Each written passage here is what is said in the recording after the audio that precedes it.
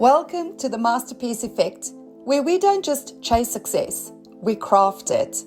I'm Elnaj, self-leadership alchemist, Ironman finisher, and your guide on this unconventional journey to elite performance, legacy, and self-mastery.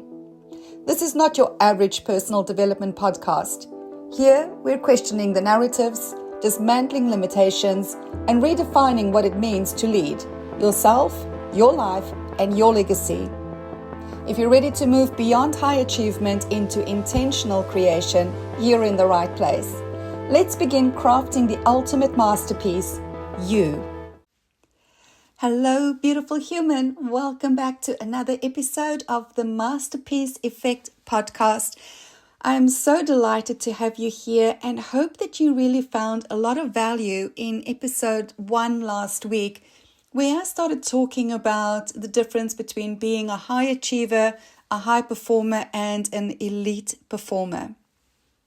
My question to you is, have you done the introspection to identify where on the spectrum you're sitting at the moment, and more importantly, where you desire to have your next experience? Not making one better than the other or forcing yourself to change. This is your life experience.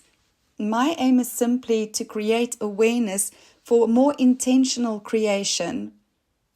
And so if you are finding yourself in a state of a high achiever and you are seriously enjoying this space, fantastic. Indulge in it. And if you're finding yourself in the state of a high achiever and you desire to evolve into a high performer, then you know now that it is simply a process of becoming more present to the experience. It's a journey inward. And the more inwards we go, the more all-dimensional our life experience becomes, which is how we evolve into the state of the elite performer. This conversation flows so beautifully into the question that I received for today. And that is, how do I know if I'm living my legacy or just chasing success? I used to think that I was on the right track for extraordinary success. I used to set really inspired goals and hustle and do all the things to achieve them, until I started realizing that no matter how many goals I achieved, it just didn't feel like enough. And I had to pause and take stock of my own definition of success, only to find that the definition of success that was ruling my life was given to me by society through conditioning, through programming. But I never took the time to really figure out what success looks like and, more importantly, feels like to me. So as the high achiever, I was 100% chasing success. One of the gifts of evolving into the presence of an elite performer is that shift of chasing success to living a legacy. Note as well that I'm saying living legacy and not leaving legacy. It's so easy to convince ourselves that we have to sacrifice greatly in this lifetime so that we can leave a legacy that we are proud of. But that takes us out of the game of presence, of owning our own personal desires, our own values, and being that legacy that we are talking about. So again, it comes back to an awareness of presence. It comes back to an awareness that as long as we are chasing something, we are the person who's chasing something. We are the person who's chasing the goal instead of being the person who has received her desires. This is such a key distinction for us to start tapping into. So maybe start pausing for yourself and asking, am I chasing? Am I hustling? Am I grinding for the promise of happiness, for the promise of success? Am I saying to the people around me, yeah, I just need to achieve this goal, and then I will have time to spend with you, and then I will start looking after my health, and then I will prioritize my relationships? Because the "and then," that's the chase, my friend.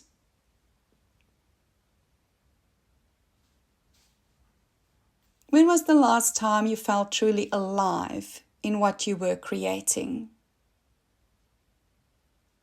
And if you had to choose between feeling successful or looking successful, which one would matter more?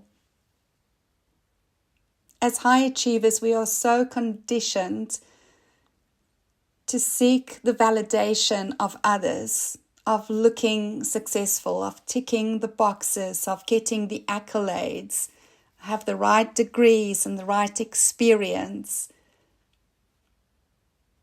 Yet I meet countless people who have ticked all the boxes of societal success.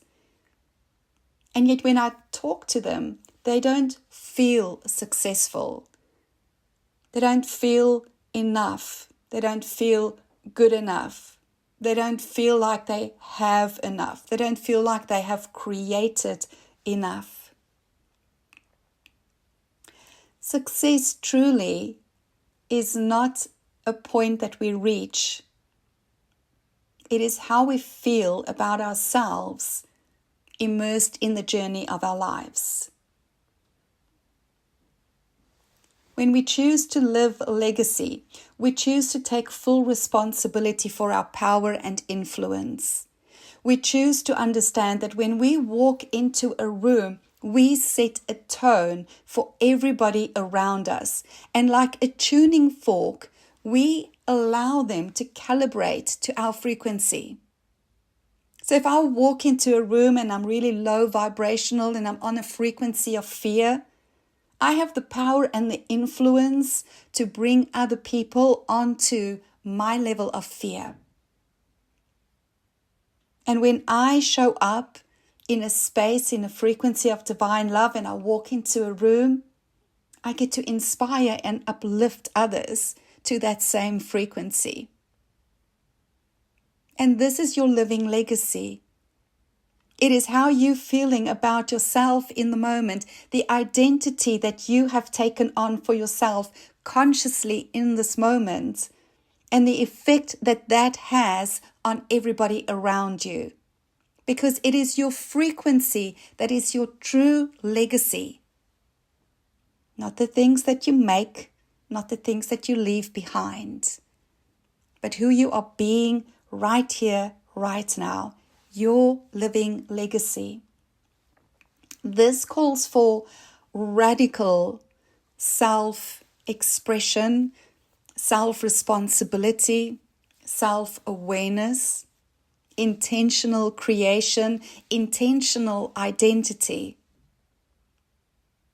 It is a much higher calling than somebody who is just chasing success the way that society has defined it for us.